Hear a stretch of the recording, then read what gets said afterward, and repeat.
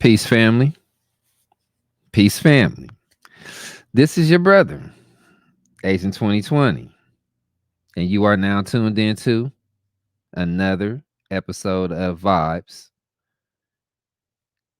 It's hip hop commentary, but at the same time, it's commentary as well. I also have a podcast called Clear Vision with 2020 that is on Spotify for podcasts. You can check that out as well. All you got to do is type in Agent 2020, it'll come right up. So, we're going to break this up into two subjects today. The first one is about Trump.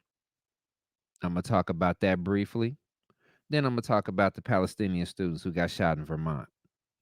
And we're going to see what y'all think about that. Make sure you comment below on the video and give us your thoughts. Just want to see what you think about it. So, the first thing I want to talk about is Trump. But before I do that, you see the background. Look good, don't it? Yeah. That's courtesy of my brother Mizzle Mix. He does it graphics for it, our album covers and stuff like that. So yeah, give a shout out to Mizzle Mix for the background. I got a couple more that y'all gonna be able to see too. That he put his touches on as well. So now back to Trump. Okay, my brother sent me a clip off of TikTok. Okay, and this woman, I don't know who she is. Have no idea who she is. I mean, sounds like she's from the UK or something. I don't know. But she made a comment on a talk show. Okay. And it's not really shocking to me. It might have been shocking to a lot of different people, you know, but it wasn't too shocking to me at all. But she said something, and I'm going to quote what she said. So excuse the language, but these are her exact words. Okay. These are her exact words. This woman said, quote, I would rather be grabbed by the pussy than to have a pussy for president. Okay. I'm gonna repeat that one more time, then we're gonna get off into it. She said, quote, I would rather be grabbed by the pussy than to have a pussy for a president. End quote. Okay. Now, I know it's a lot of Trump supporters out there. I mean, I know it's a lot of people who probably think that he was an okay president, that he did a good job. Whatever you think of him, that's fine. That's fine. You entitled to that. Don't I don't got nothing to say about it. You entitled to that. All right. But her making that statement, she said a few other things after that. Basically, her whole premise was, men talk like this all the time. You know, Men have their type of talk, women have their type of talk when they're amongst them, when they're amongst their peers and when they're around each other, they talk candidly about the opposite sex. So we shouldn't really have no problem with that, you know. Um, and you know, we have our own conversations. This is what she was saying. We have our own conversations about men, and men have their own conversations about us. So just because they talk like that doesn't mean that they really feel that way. Well, I mean, I don't know her personally. I don't know Trump personally. Really don't matter to me either way. But my whole thing is this: you being the president is one thing. The way you got there is something totally different. The things that you did on the way there, totally different. The things that you did before that, totally different. But it all lines up all the way up to the nomination. Okay. It lines all the way up. So, me, myself personally, I'm not messing with him. I don't care what he says. I don't care what he does. there has never been a president, and this is including Obama. Now, Obama wasn't allowed to do anything. And even if he was allowed, I don't know if he would have actually done anything for black people or gave any concessions to black people at all, period. Now, he wanted to do health care for the whole nation, but they wouldn't allow that to happen. And that didn't even have nothing to do with just us. That was everybody. So there hasn't been a president that I have studied or looked into that's ever really done anything for black people specifically. And when I say specifically, I mean knowing what we've actually been through and what we've experienced in this country at the hands of the power structure that has actually done anything for us specifically to make sure we were able to do some things for ourselves, or that we were able to get any type of justice and equality specifically for us. Okay? I mean, you can call it what you want to. Every group of people that's ever came here has always had somebody advocating for them in some way, shape, or form. You can't say that I'm lying. Everybody come here, no matter where they come from, they bring their customs, they bring their traditions, they bring their four ways, they bring their more ways, they bring everything from the old country with them. We're the only people that don't know a lot about what the old country had in store for us. Or I ain't gonna even say had in store, that we don't retain a lot of things from the old country. Let's say it like that. Because most of us don't know the old country that we come from. And I'm just being honest about the situation. You know, we were either slaves that got brought over here from the motherland. Most of us don't know where we came from, and most of us can't even track any of our relatives over there. Or we were native to this land. And most of the tribes that we probably belong to are no longer in existence, or they don't want to acknowledge the fact that black people were a part of their tribes. It's just a fact.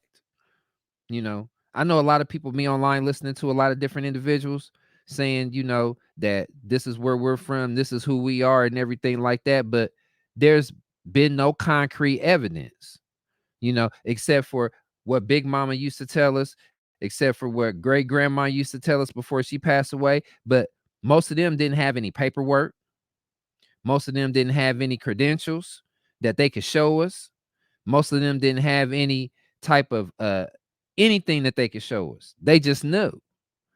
You see, it wasn't nothing left over for us to actually look at. Some of us, not all of us. Some of us probably had some stuff to over, that was left over, some type of paperwork, some type of trail of some sort. But see, what we got to do is we got to go through some other means to look up who we were.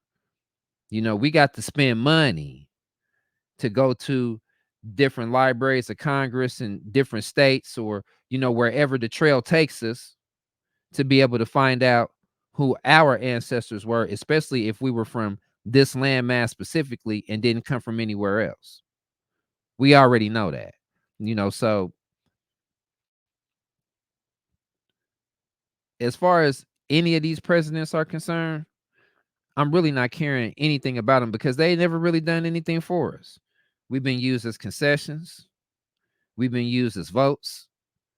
We've been used as uh we've been used for different types of programs and stuff like that. Now everybody has access to them, so you can consider yourself a quote unquote person of color, and then you'll be able to get all of these other rights and concessions that came through us, came through our struggle, came through the civil rights struggle, to be specific.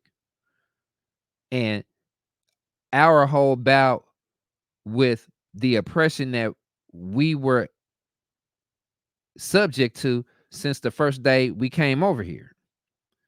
Since the first day we were brought here, since the first day we were actually acknowledged here, from the first day that you want to say the colonizer got here. To some people, it was 1492, Christopher Columbus. We already know that, but he discovered what's now considered Haiti and the Dominican Republic. He didn't hit America until later on, probably. Amerigo Vespucci, if he hit America, he was Spanish too. You see, these are the things that they taught us in high school. But since the first day the colonizer came to the shores, if we were native to this land, then we were persecuted. If we weren't native to this land, we were brought over here by somebody. So as far as Trump is concerned, I'm not dealing with him. And the reason why I'm not is because ain't nothing good ever came from him anyway. He'll never do anything for black people specifically. He'll never do anything for black people exclusively. I don't care what they say or how they try. They'll always frame it as something that is being done for the American people, but we're always at the bottom of the ladder. We're always on the bottom rung, no matter what happens. So my suggestion to us would be to really start looking into doing for ourselves as much as possible and not worry about whether or not this white man or that white woman is going to do anything for us. I'm just saying, because every time somebody says they want to do something for us, somebody has something to say about it. Society has something to say about it. Well, why are you just going to do it just for them? So, I mean, to me, it would be a duty of service of this country to consider doing something for us, because we've been voting in every election since we were able to, no matter what was being done to keep us from voting. People have been killed because of the vote. People have died because of the vote. People have died over the ideal of getting the vote. We've suffered numerous things just to be able to be considered citizens of this country. So, I mean, if she rather be grabbed by the pussy, excuse my language, but I'm just saying, if she rather be grabbed by the pussy than have a pussy for president, then be my guest. You can have him. I'm not voting for him. If it's between him and Biden, I'm not voting for neither one of them. And specifically speaking, and I'm just saying for me, my personal opinion, I don't think none of these politicians, I don't think none of these nominees are worth voting for, because they'll never be able to do anything for the people without having to go through Congress, the House of Representatives, and everybody with their ideals and their beliefs in these two houses. So it's not going to never happen like it need to, because these people can't even deal with themselves half the time. And as far as Donald Trump going against the system and all this stuff, he ain't doing nothing but fighting with his brothers and sisters. He ain't doing nothing but fighting with white people over what he feels like should be done. So that's really between them. That really doesn't have anything to do with us. He's fighting his brothers and sisters over how the country should be ran. It doesn't have anything to do with us. He ain't fighting for us. He say he fighting, but what he doing, he's mainly fighting for white folks. That's fine. That's probably what he's groomed to do anyway. But I don't think he'll ever care anything about what happens to black people, brown people, or any other quote unquote person of color that's here in the United States. So yeah, I mean, he can do whatever he want to do. I don't care. You know, I'm not voting for Biden either. Because he said, if you don't vote for me, then you're not black. That's ridiculous. So I'm not voting for either one of them, truthfully speaking. Okay. So Trump can do whatever he wants to. I'm not dealing with him. If y'all feel differently, that's on y'all. I'm not tripping. Now, these Palestinian students that got shot walking up the street in Vermont. Vermont. Vermont now. Okay. Man was sitting on his porch, heard them speaking Arabic, seen them with the Palestinian garb wrapped around them. They were here in this country to visit their grandmother. Well, they were in town to visit their grandmother specifically, and and their family members that stayed there. This man walked off his porch with his pistol and shot all three of them. Okay, now you tell me, only in America,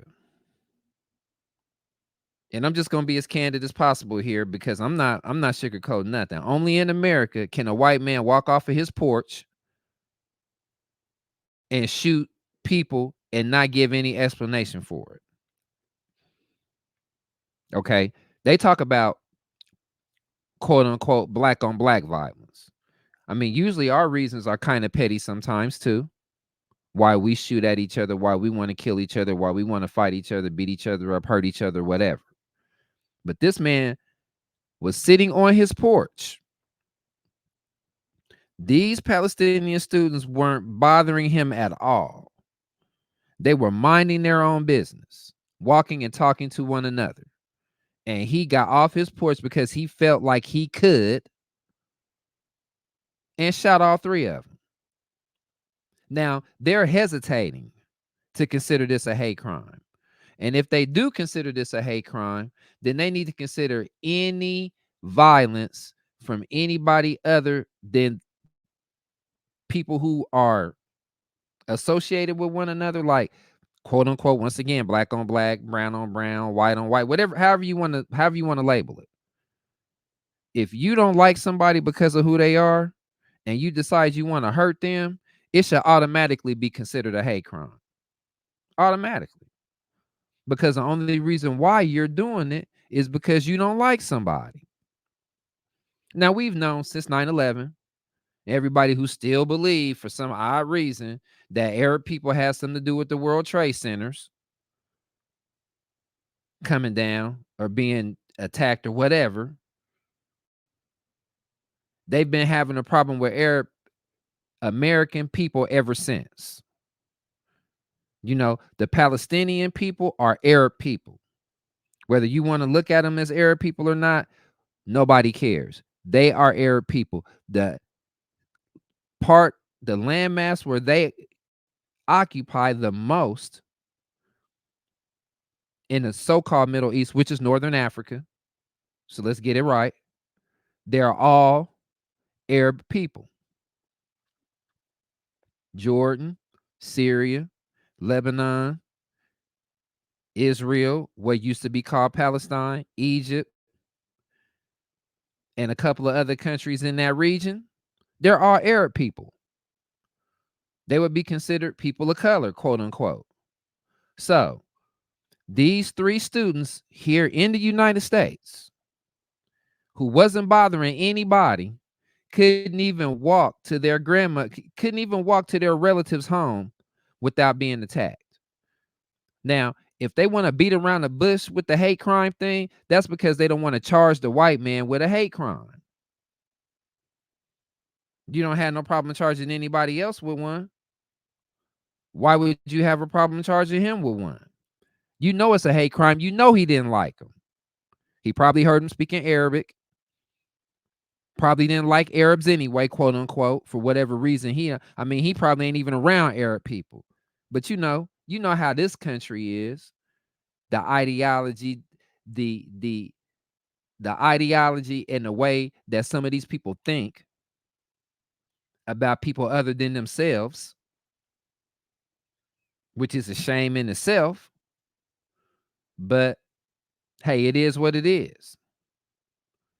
They have considered themselves having the right to do whatever they want to do when they want to do it.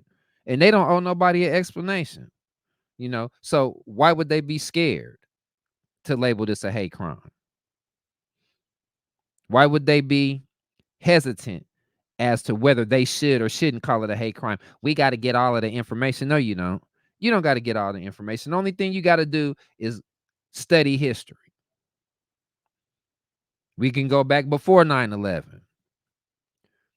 The Muslims, quote unquote, that they didn't like at that time were Orthodox Muslims that were over here.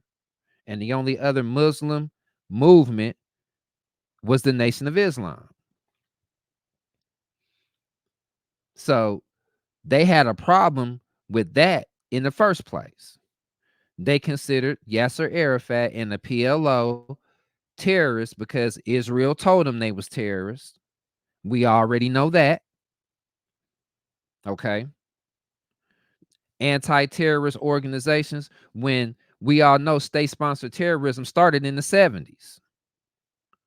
Do your history. Afghanistan fought to get their country back from France. Who helped them?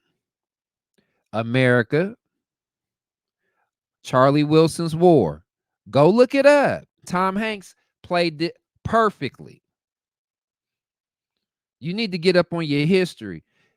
And most of y'all are scared of the history of this country. Most of y'all are scared to go back in the books and look at the stuff that done already happened, that your fellow man done already done. Most of y'all scared to go back over that because, see, you don't have a recourse after that. You don't have anything to say after that. You know, if you don't study history, you're more than likely doomed to repeat it. And paraphrasing the Honorable Elijah Muhammad when he said history is best rewards our research.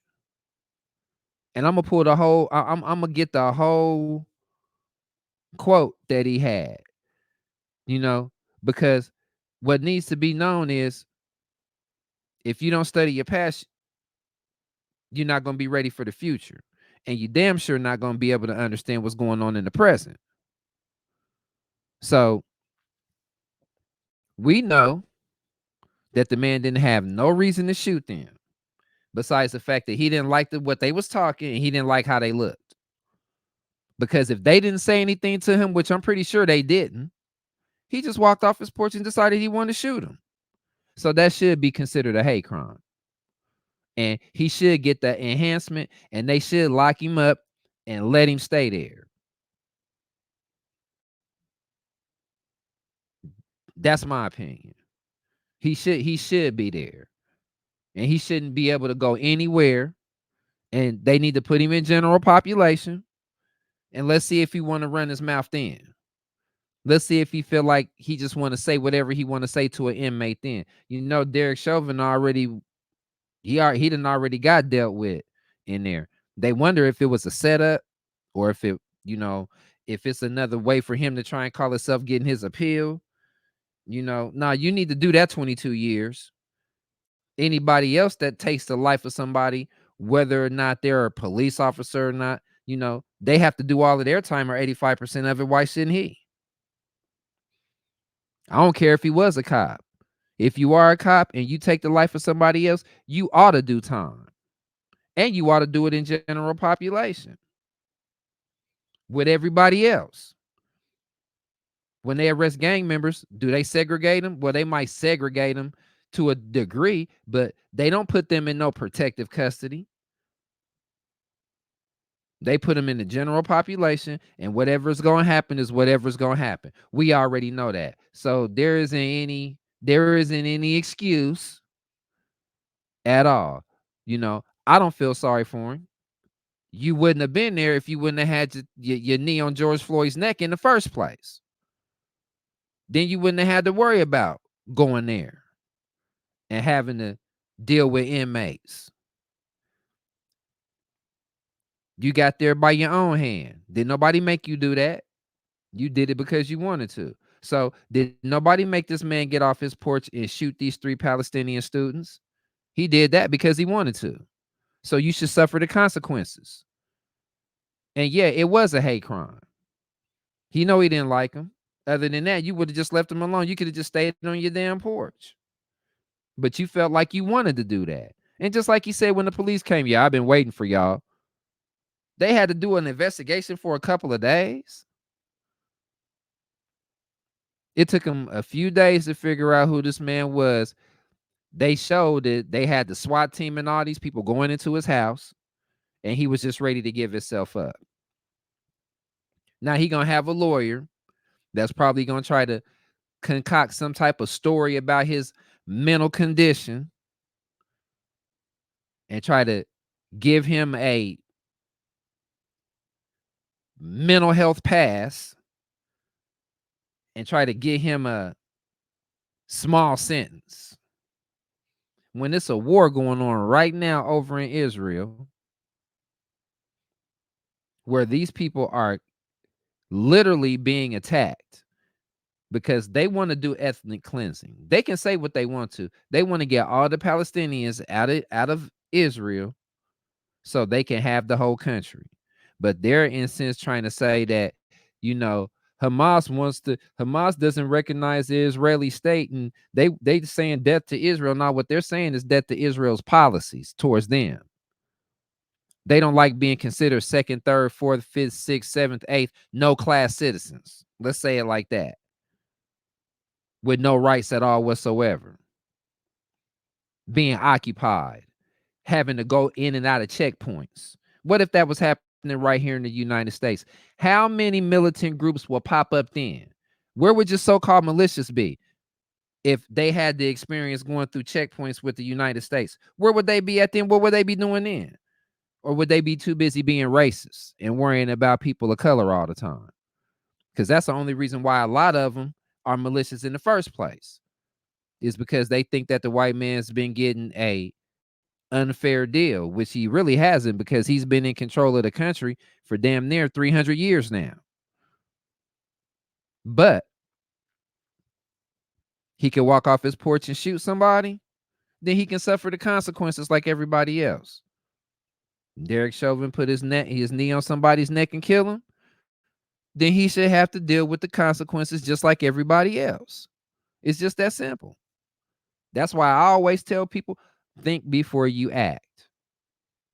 If it's worth it, then you're going to have to deal with it. If it's not, then my suggestion would be you might not want to do it. So, yeah, he should be dealt with. He should be charged with a hate crime, and he should be given a maximum sentence because he didn't have no reason to step off his porch and shoot those people. He didn't have no reason to step off his porch and shoot 3 college students who weren't doing anything to him at all, period. They didn't walk up on his porch. They didn't call him out his name. They didn't look at him and start laughing. They wasn't poking fun at him. They weren't doing anything but walk into a relative's house. So that just goes to show you that in this country, sometimes you can get away with whatever you want to get away with, or you can do whatever you want to do, and then okay, well, I'll go to jail and I have to go through some things. No, I mean, he was just able to do that. Walk off his porch and shoot somebody.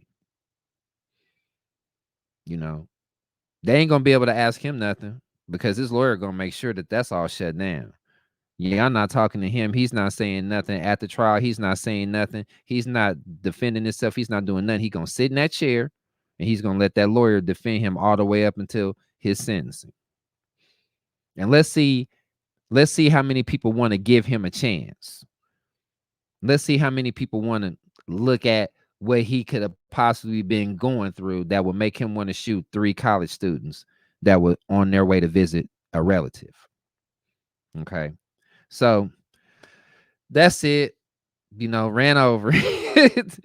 uh Once again, graphics is done by my brother Mizzle Mix. This is your brother Agent 2020, and you were tuned into Vibes Commentary Clear vision with 2020. Peace.